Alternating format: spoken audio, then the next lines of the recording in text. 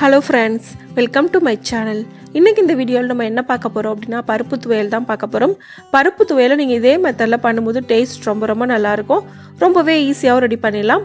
வாங்க இது எப்படி செய்யறதுன்னு வீடியோல பார்க்கலாம். அதுக்கு ஒரு பேன்ல 2 ஸ்பூன் எண்ணெய் ஊத்திக்கங்க.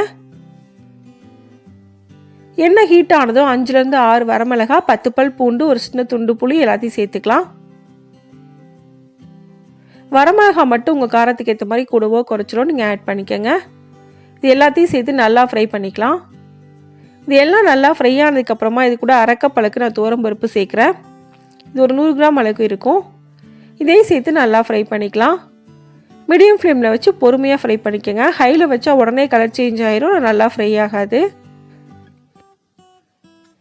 இப்போ இது ஓரளவுக்கு வறுப்பட்டதுக்கப்புறமா இது கூட கொஞ்சமாக கருவேப்பிலை சேர்த்துக்கோங்க. கருவேப்பிலை வாசனைக்காக தான் போடுறோம், உங்களுக்கு வேணாட்டி நீங்கள் அவாய்ட் பண்ணுறதுனாலும் பண்ணிக்கலாம். கருவேப்பிலை இது மாதிரி லாஸ்ட்டில் சேர்த்து நம்ம ஃப்ரை பண்ணும்போது அதோட வாசனையே ரொம்ப நல்லாயிருக்கும். இப்போ நல்லா ஃப்ரை ஆகிடுச்சு. இந்த அளவுக்கு ஃப்ரை ஆனதுக்கப்புறமா அடுப்பை ஆஃப் பண்ணிவிட்டு வேறு ஒரு பிளேட்டில் மாற்றி இதை ஆற வச்சுக்கலாம்.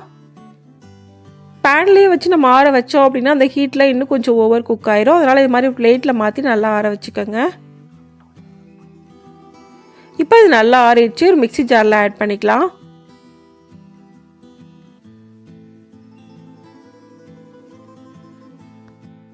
பருப்பு உங்களுக்கு இந்த அளவுக்கு நல்லா ப்ரௌன் கலரில் நல்லா ஃப்ரை ஆகணும். அப்போ தான் உங்களுக்கு துவையல் ரொம்ப டேஸ்ட்டாக இருக்கும்.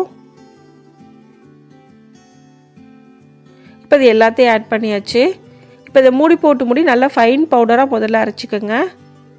நல்லா அரைச்சதுக்கு அப்புறமா தேவையான அளவுக்கு உப்பு சேர்த்து கொஞ்சமாக தண்ணி ஊற்றி இதை அரைச்சிக்கோங்க. தண்ணி ஒரே தான் ஊற்றிடக்கூடாது, கொஞ்சமாக தண்ணி ஊற்றி தான் அரைக்கணும். இப்போ இதை மூடி போட்டு அரைச்சிடலாம். இப்போ நல்லா அரைச்சாச்சு. இந்த அளவுக்கு அரைச்சா போதும். இப்போ நமக்கு ரொம்பவே ஈஸியான பருப்பு துவையல் ரெடி ஆயிருச்சு. இது ரொம்ப ஈஸியான ஒரு சைட் டிஷ் ரெசிபி. இந்த ரெசிபி இதே மெத்தடில் நீங்களும் செஞ்சு பாருங்கள். இந்த வீடியோ உங்களுக்கு பிடிச்சிருந்தா லைக் பண்ணுங்கள், ஷேர் பண்ணுங்கள், கமெண்ட் பண்ணுங்கள். மறக்காமல் சேனலை சப்ஸ்கிரைப் பண்ணுங்கள். தேங்க்ஸ் ஃபார் வாட்சிங்.